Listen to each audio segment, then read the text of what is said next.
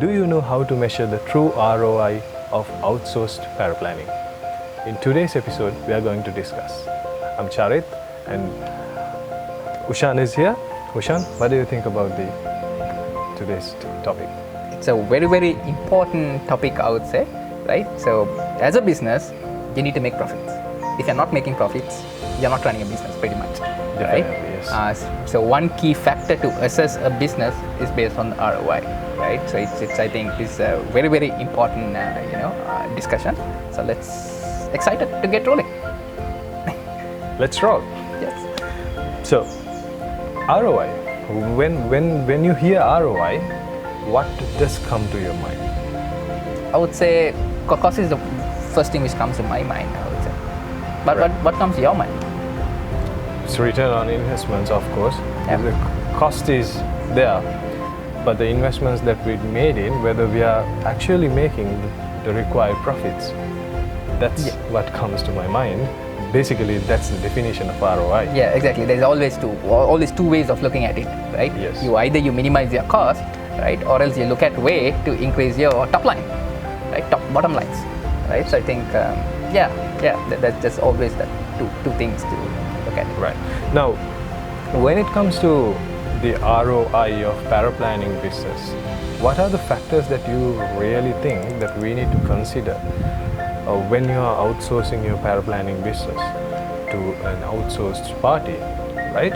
So, yes, you are talking about cost, you are talking about the profits that you make, whether you are increasing profits, whether you are, minimizing or reducing your costs. Those are the two elements. But to do that, or maybe, do you have any other definition, any other factors that affect this ROI? Yeah, that's a very good question, right? Especially in financial services and especially in the financial planning side of things, right? So paraplanning, it's a big cost for financial planning firm, right? Because of the level of expertise required by the paraplanning and the cost involved in the whole overall advice process, right? So that is increasingly becoming a costly process, right? But that doesn't mean when you assess your ROI, you always, or whenever you want to select your paraplanner or outsourcing partner, it's not like you always go behind cost, right? Yeah. There are certain other factors what you need to look into as well, right? It's I would say it's about assessing the overall value, right? Doing that cost benefit analysis, right? It's not like you're comparing, you're comparing only the cost factor. Right, so there are certain other elements like the overall quality levels, right? Because there might be let's take there might be a particular outsourcing firm who are offering you services at a very, very low price, right? But the quality is very poor, right? And you'll have to rework the same thing over and over again. And on the other end, there might be another particular firm, right, who's charging you double the amount, but their quality is really, really good. You don't have to do any reworks. So if you really look at it in this angle, right, the firm who's charging you higher amount overall works out much, much cheaper for you compared to this firm who's charging you a cheaper rate because of all these reworks, right? So I think that's how you need to overall assess. Look at the overall value rather than only looking at the cost factor. Yeah. I think I think that's something that something came to my mind as well. It's about value rather than the cost. Yeah, or exactly. the money that you spend is actually not the value, right? So the money that you can bring in is something that you can define as value. Yes. Right. Yes. So it's value over the cost. Yes, exactly. And the time factor, right? If you can save more time, right, and that surpasses your cost, right? Money you can earn it, but you can't earn your time back, right? So I think that's like a overall when we make business decision. I think we also make that same mistake. Yeah. But I think that's the first thing which how we react and how we take things up, right? So when we make a business, right? So that should change. Yeah. So this ROI which you are talking about includes increased productivity, improved accuracy, and reduced turnaround times. Yes, along definitely. with all these costs which everyone talks about as well. Yes. Right. Yeah. So the cost is maybe the per hour rate that you are sending, or the fixed amount of payment that you are doing, that's the cost that you are talking about. Yeah. But on the other hand, there are a lot of other factors which we talked about, which includes in this ROI equation. Yeah, exactly.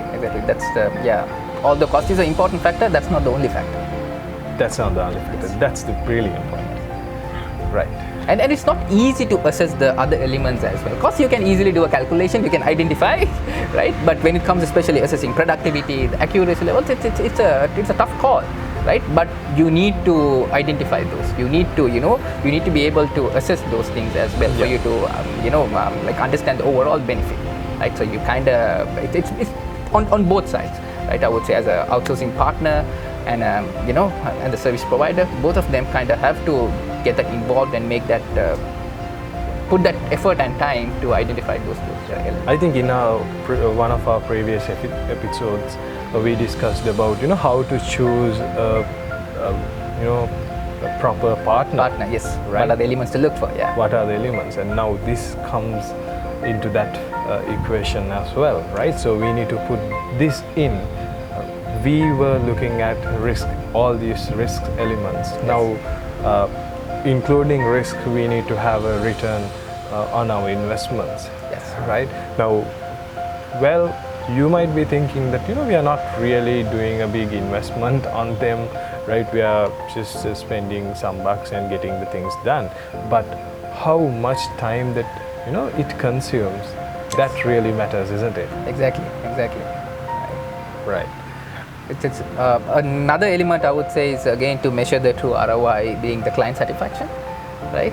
So it's we talked about time though. I would say another important element is client satisfaction as well, right? So how your overall the end customer I'm talking about here, right? How the overall services impact them and how satisfied they are, right? So that's also something which you need to factor right into your overall ROI. Right? So if the clients are happy, everyone's happy pretty much. Everyone's working towards making your clients happy, right? Yes. So I think, so that's also another crucial element to it. It's all about bringing a smile to their faces, isn't it? Exactly. Yes. Right. So now we talked about all these factors affecting ROI, and as experienced professional in this industry, what are the factors or what are the best practices that you have seen that the experienced and also well-known financial planning practices use to measure ROI when it comes to non-cost elements? Yes, I think the first step to anything is like to establishing your goals and objectives. Right? So we do that on a day-on-day basis when it comes to advising clients, right? But this is going to be a starting point. You need to know what you want, right? In any engagement, or not only in engagement, in any particular thing what you're going to do, you first need to know what you really want, right? So first you need to know your goals and objectives, right? So let's say that will be like the starting stone, right? And that will determine how we are going to even measure the overall thing. For example, let's say you might have I might have a goal. Let's say I want to increase productivity. That's my overall goal of engaging an outsourced provider. Whereas you might say, no, I want to improve my overall client satisfaction. That's the reason I'm engaging, right? So both of our goals are different, and based on that, our measurements, how we measure the ROI, and how we even assess things should be actually different, right? And in terms of how we are going to measure, like having proper tracking systems in place, right? Collecting and analyzing data, having all those data insights, I think those can actually help us. And it's not only having all those systems in place, you need to also constantly monitor them, right? And improvise on them as well. So that's also, I think, it's important for you to make sure you're measuring and assessing it on a constant basis. When you're talking about collecting data and analyzing, I actually remembered one of our clients, right, who is a very process-driven person and also well experienced financial planner in Australia, right? And he used to send a survey to clients, all the stakeholders. It's not only clients, right? Clients, accountants, the paraplanners, every single one, every single stakeholder, and get a feedback about each other, right?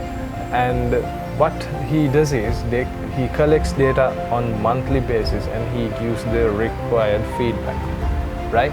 So it can be feedback. When it comes to feedback, we feel like something bad or something negative that we are talking about. Actually, it's a development area that we are seeing. Or sometimes it's actually an encouragement or motivation to the person who is doing, or to the outsourced partner, right? Because outsourced partner can be kind of inexperienced person, or maybe less experienced than this well-matured financial planner. Right? So you share that practice with them, and you share the feedback with them on a regular basis. It actually helps the industry as a whole as well, isn't it? Yeah, exactly. It's all about the sharing and collaboration, I would say, right? It's all of us have things to learn from each other, right? So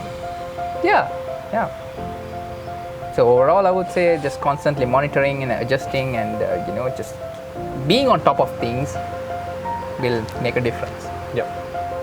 And optimize your overall investment, right? In today's episode, what we discussed was how to assess the true ROI of outsourced paraplanning business.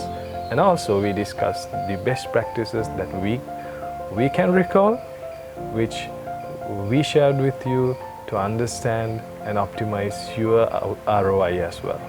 So this is Ushan and Charit signing off. Let's see you in the next episode.